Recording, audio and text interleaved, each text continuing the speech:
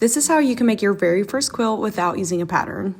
To make this quilt, I used one jelly roll of Liberty Fabrics. It's their Tanalon and all these beautiful different colors. And then for the white fabric, I literally just used Walmart quilting cotton because that has not done me wrong yet. So for the white fabric, I cut a bunch of 2.5 inch by 16 inch long strips, and then I also cut the colorful fabric to 16 inches, and then I sewed them all together, and then I gave them a good press. I know that ironing can be kind of a tedious process, especially when you're working on a quilt, but it seriously makes the biggest difference. Make sure you're ironing. And then here is my finished strips once they're sewn and pressed. And then I'm just going through and I'm gonna cut 2.5 inch blocks out of this. Once you have all of your 2.5 inch blocks, you can set them out like this so you can kind of see all the different options that you have.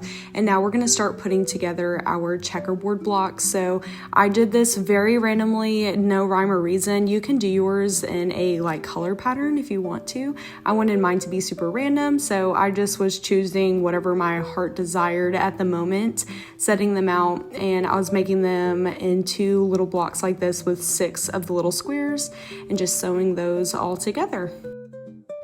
Once you're done doing that, you're gonna have a bunch of these little 6 patch blocks, and then now is the fun part. You can start kind of arranging how you want your quilt to be. This is so exciting. And then I just separated them all into rows. I just made little, cards so I could see what row they were gonna go into, and then I carefully placed them all in the order that they needed to be sewn in, and then I put my place card marker on all of them and set them aside, ready to be sewn all together. I didn't get a great video of me sewing them all together into the rows, but once you have all your rows, you're going to start sewing all those together. This is where it gets a little bit stressful because I was trying to line up all my corners perfectly, and honestly, I'm not trying to brag, but I kind of did a great job. Some of them are a little bit wonky, but that's okay. It's handmade. That's the way it's supposed to be.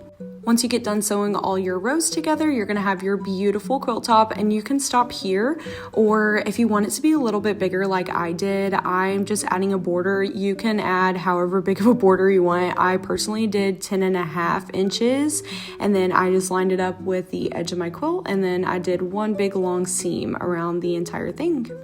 While I'm finishing doing all this, for your backing fabric, it kind of depends. If you're going to take your quilt to a long armor, which I can make a separate video on, you're going to want to make sure both your batting and your backing fabric are probably at least 4 inches bigger than your quilt top on all 4 sides. Here's me piecing together my backing fabric. If any of you guys would like a part 2 with some more information about backing fabric and batting, just let me know. I'd be more than happy.